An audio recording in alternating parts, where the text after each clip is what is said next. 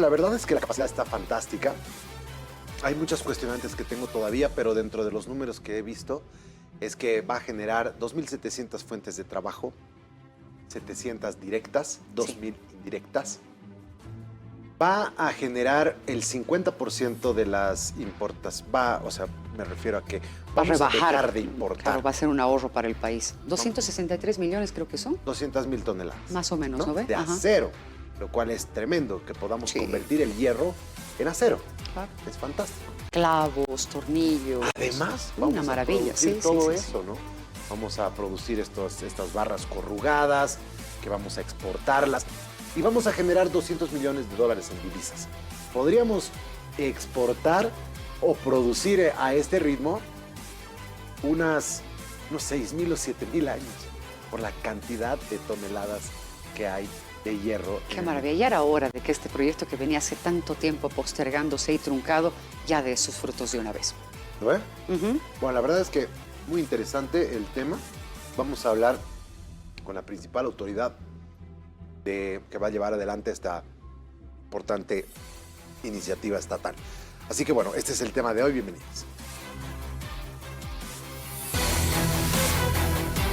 Bolivia inicia su era de industrialización del acero.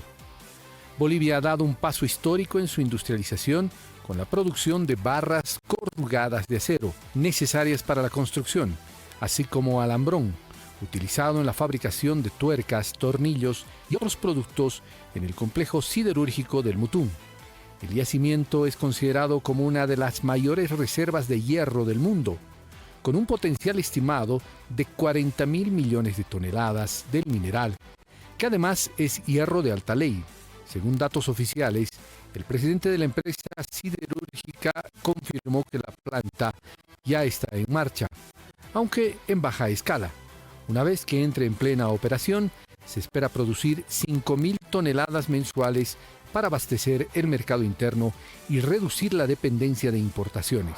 260 millones de dólares que en este momento están saliendo del país, eso se va a quedar aquí en Bolivia. El complejo siderúrgico, compuesto por 7 plantas, permitirá a Bolivia producir anualmente cerca de 200.000 toneladas de acero, fortaleciendo la industria nacional y generando empleo. Este proyecto es considerado una obra clave del Bicentenario y marca el ingreso del país a la era de la siderurgia. Nuestros invitados de hoy: Jorge Alvarado, presidente de la empresa siderúrgica del Mutún; Héctor Córdoba Eguibar, analista del sector minero de la Fundación Jubileo. Esta noche en Fuego Cruzado. Bien, fantástico. Vamos a hablar acerca de este tema. Lo vamos a hacer en dos partes. Primero con un entrevistado, a ver qué nos pueda dar por parte de la Fundación Jubileo, que se dedica a justamente estudiar, investigar, analizar este tipo de temas y que siempre su visión es muy importante. Así que vamos a saludar a quien nos ha acompañado ya un par de veces en Fuego Cruzado. Agradecemos siempre su participación, don Héctor. Bienvenido. Héctor Córdoba es analista en minería. Bienvenido, don Héctor. Muy buenas noches, un saludo a todos los compadres y a ustedes en particular y a todas las personas que nos ven y escuchan por la cadena de RTP. Estoy a sus órdenes. Muchas gracias, compadre. Vamos a ir a una brevísima nota para contextualizar el tema y enseguida conversamos con usted. A partir de marzo, el complejo siderúrgico del Mutún en Puerto Suárez, Santa Cruz, comenzará a producir acero de forma gradual, generando ahorros por 260 millones de dólares anualmente que se destinan actualmente a la importación. La planta trabajará en 3 turnos con 700 operarios y abrirá 2.000 nuevos empleos.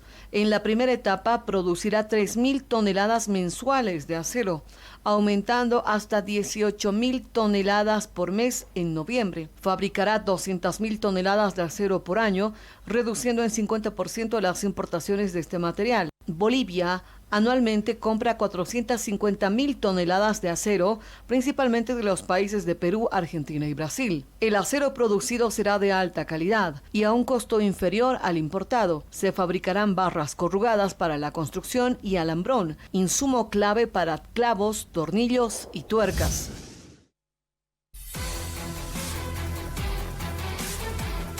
A ver, vamos a dar unos cuantos factos sobre este tema. Está ubicada la planta en Puerto Suárez, Santa Cruz. Tiene una extensión de 40 hectáreas dentro del yacimiento de 65,000 hectáreas.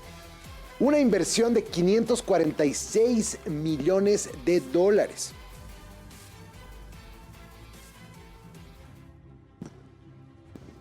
La producción esperada, 200,000 toneladas anuales de acero, barras corrugadas y alambrón. Fases de producción, pruebas iniciales, 5,000 toneladas al mes. Impacto de importaciones, reducción del 50% en la compra de acero del exterior. Eso quiere decir que Bolivia requiere 400,000 toneladas de acero cada año y con lo que dicen las autoridades, todo esto está extraído del informe de las autoridades, pues se va a poder reducir en un 50%, ¿no? Perfecto, ahora sí, vamos con Héctor Córdoba. Bueno, en sí todo lo que hemos podido leer, los informes de las autoridades, nos traen cierta esperanza de que se ve como un buen proyecto. ¿Sabe qué sí me ha preocupado? Pero le digo, don Héctor, es el hecho de que al momento de hablar acerca de la forma en la que va a operar esta planta, la materia prima que necesita para operar no va a ser carbón, como utilizan varias otras siderúrgicas, sino que va a ser gas. No es que en este momento estemos nadando en gas, necesitamos más bien ponernos a explorar para que esta planta no se pare nunca. Así como la de Uria necesita gas para operar, entonces el gas que está cada vez consumiendo Bolivia preocupa por los niveles de que no los conocemos. Bueno, sí, el proyecto del Mutum es un proyecto que lo venimos persiguiendo desde hace muchos años. En 1848 se descubrió el yacimiento, ya en el siglo XX la Conibol, Geobol hicieron muchos estudios para determinar la magnitud de reservas de hierro que tenemos ahí, y ya estudios de exploración posteriores demostraron que se trata de uno de los yacimientos más importantes de hierro del mundo, y de manganeso también. La cantidad de hierro que hay se estima en 40,000 millones de toneladas, y de manganeso en menos, 10 millones, ¿no? Que es una cantidad apreciable. Y es verdad que la tecnología normalmente en el mundo apunta a un tipo de, no solo combustible, sino de insumo principal para reducir el hierro, el óxido de hierro, y en este caso estamos utilizando el gas. Hemos hecho un cambio de nuestra matriz energética ya desde hace unos años, y prácticamente el gas es el componente principal de esta nueva matriz. El 80% de la energía eléctrica que consume el país está generado por gas. Vehículos, cada vez hay más vehículos que se transforman a gas, y hay instalaciones de gas domiciliario, etcétera, etcétera. Hemos visto también en los últimos años cómo ha decaído la exportación debido a la disminución de la producción de gas en nuestro país, y esto hace temer pues por el futuro de esta planta, de otras plantas también que se han convertido a gas, y esperemos que los procesos exploratorios se confirmen como resultados positivos en un futuro inmediato, porque de otra manera estaríamos pendientes de lo que vaya a pasar, porque si no tendríamos que reconvertir quizás todo el proceso a los procesos convencionales. Don Héctor, ¿cómo se ha tomado en cuenta el tema medioambiental? Porque hay voces disonantes que están criticando precisamente estas 40 hectáreas, diciendo de que no se han tomado los recaudos necesarios para la construcción y que el entorno esté completamente cuidado. ¿Qué opina usted al respecto? De hecho, no hay una actividad minera en el mundo que no provoque un impacto negativo en el medio ambiente. Y las normas permiten ciertos excesos, digamos así, de la minería sobre el medio ambiente, pero que tienen que ser primero previstos, luego controlados, monitoreados, y después, si no se puede no impactar, hay que remediar, hay que mitigar lo que se ha hecho, el daño que se ha hecho. Y todo eso se refleja en un documento que Bolivia exige para iniciar operaciones, que es la licencia ambiental. En la licencia ambiental uno muestra el estudio de impacto ambiental que se ha realizado a partir de una línea de base de donde se está partiendo para ver que durante las operaciones y posteriormente cuando se cierren las operaciones se deje el territorio en las mismas condiciones o mejores que las que ha encontrado. Ahora hay que ver, no es responsabilidad del Ejecutivo que la licencia ambiental haya sido otorgada en términos que nos aseguren que ha de haber una preservación del medio ambiente. Es imposible pedir a la actividad minera que no impacte, pero que tiene que hacer un impacto controlado, que tiene que ser monitoreado y tiene que remediarse el daño si es que se provoca algún daño en la región. Sabemos que la zona oriental del país es muy sensible a estas actividades y particularmente el Pantanal. No olvidemos que se suspendió un contrato que ya se tenía con una empresa brasileña para explotar el Mutum hace unos años, justamente por el impacto ambiental que iba a provocar en el Pantanal. Y eso tiene que cuidarse, sin ninguna duda, y habría que revisar la licencia ambiental que ha obtenido la empresa siderúrgica del Mutum para operar en las condiciones que se nos están planteando actualmente. Don Héctor, hablemos acerca de la capacidad que tiene la planta, que están hablando por parte de justamente las autoridades que están viendo este proyecto. Va a generarle un ahorro de $200 millones al país. El país tiene una necesidad de 400,000 toneladas anuales de acero y nosotros con esta planta habrá que ver en cuánto tiempo, es mi pregunta, en cuánto tiempo puede llegar a esa capacidad de generar 200,000 toneladas de acero anuales. Es un proceso que va tomando, así como por ejemplo la planta de urea, que durante sus inicios empezó operando al 30%, al 40% y ese número va creciendo dependiendo de las capacidades. ¿Es igual este proyecto de esas mismas características? Bueno, prácticamente todos los proyectos en los que hay una transformación de la materia prima requieren un tiempo de estabilización. Por ejemplo, en los proyectos que ha firmado la ILB con las empresas rusa y china para extraer la salmuera y obtener carbonato de litio, hay un periodo de estabilización de 3 años después de la construcción y puesta en marcha de la planta. Recién en 3 años alcanzan a su velocidad máxima de crucero y en este caso parece que este tiempo ha de ser algo menor y está muy bien, ¿no?, que alcancemos esas 200,000 toneladas. Podemos reducir la importación de más o menos la mitad de lo que estamos importando actualmente en material de acero. Sin embargo, hay que ver también los aspectos económicos, porque hay que devolver, diríamos, ese financiamiento de $546 millones. Y luego también hay que cubrir los costos operativos y se nos ha ofrecido un costo operativo totalmente competitivo. Pues eso se va a observar ya en la operación. En los cálculos puede funcionar, pero hay que ver en la operación, hay que estar atentos a ver, no en nuestros primeros días, sino cuando ya llegue a su velocidad estable de 200,000 toneladas al año, cuál será el costo de obtener cada una de estas toneladas. Porque recordemos que hace varios años, cuando se tenía pensado explotar el Mutum, había 2 posibilidades de hacerlo. Una planta gigantesca para exportar y otra planta solamente para abastecer el mercado local. En el primer caso, la competencia de los países vecinos, sobre todo, nos ponía en serias dificultades para entrar al mercado y por eso se había descartado esa idea. Y para producir solamente para el mercado interno, los costos operativos resultaban ser muy altos, de manera que tampoco éramos competitivos. Entonces tenemos que observar detalladamente cómo va a evolucionar el tema de los costos en nuestra planta, que si fueran realmente como se ha anunciado sería fantástico. Estaríamos cerca de cumplir un gran sueño de la zona oriental del país.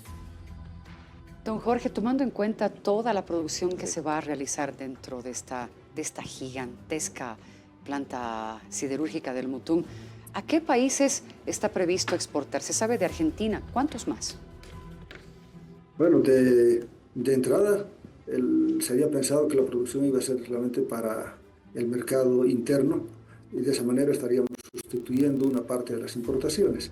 Pero se ha lanzado la noticia ya el día de ayer de que iríamos a exportar a la Argentina una parte de la producción. Hay que ver si hay otras demandas de otros países para la exportación. Y en ese caso, pues hay que calcular otros elementos de costo, como el costo de transporte, los seguros y también los medios de exportación. ¿Qué caminos vamos a utilizar? Si va a ser por el río, si va a ser por ferrocarril, de qué manera vamos a exportar, porque el hierro normalmente se vende en cantidades muy grandes, 200.000 toneladas al año. Si bien no es una cantidad gigantesca como la que se pensaba con el proyecto con la Jindal, es una cantidad grande. Y hay que ver también cómo se va a mover toda esa cantidad desde el punto de producción en el Mutún hacia el interior del país. Porque una de nuestras debilidades es justamente la vinculación que tenemos de estos centros de producción a los posibles centros de consumo. Ahora, don Héctor, la capacidad de la planta que ya la hemos abordado bastante, ¿es posible escalar todavía aún más el proyecto? Que el día de mañana, teniendo en cuenta que al ritmo de producir 200.000 toneladas de acero anuales, en ese ritmo podríamos sacar hierro del Mutún durante 6.000 o 7.000 años. Bueno, lo ideal sería que lo podamos sacar en menos tiempo para así poder generar una industria y que además se tecnifique el país en la producción de acero y podamos ser como en algún momento fuimos con el estaño, ¿no? Que Bolivia se pueda convertir bueno, en este caso además es una materia prima, no solamente materia prima, sino tiene un valor agregado de ser acero. Entonces podríamos convertirnos en uno de los hubs de acero en el mundo si es que logramos escalar la capacidad de la planta. ¿Está en esas posibilidades así como ha sido diseñada? Bueno, de hecho sí es posible hacer un escalamiento y aumentando la capacidad productiva de la planta. Pero ahí ya tenemos otros inconvenientes. La competencia, ¿no? Obviamente, si nosotros crecemos en el mercado, vamos a invadir nichos, espacios de otros productores.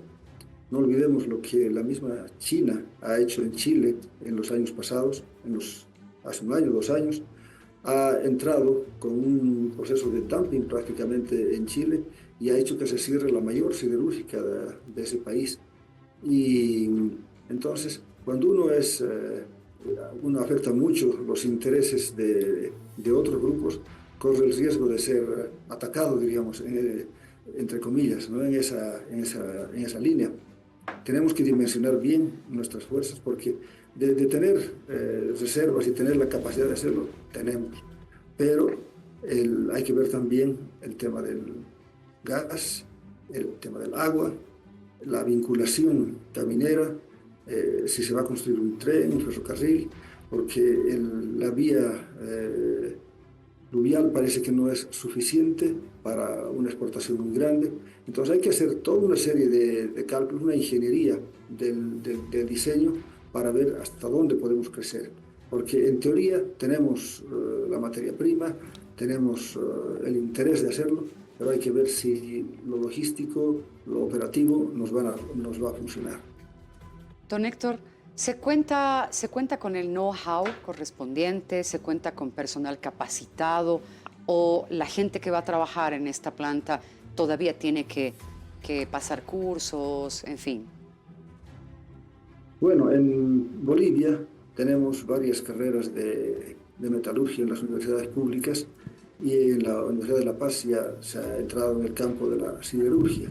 Entonces tenemos un personal capacitado, formado, que puede encarar el funcionamiento de la planta, pero hay que pensar siempre en que tiene que haber renovación, tiene que haber también aumento de personal y debe dimensionarse claramente la capacidad que tiene el país de formar a esta gente.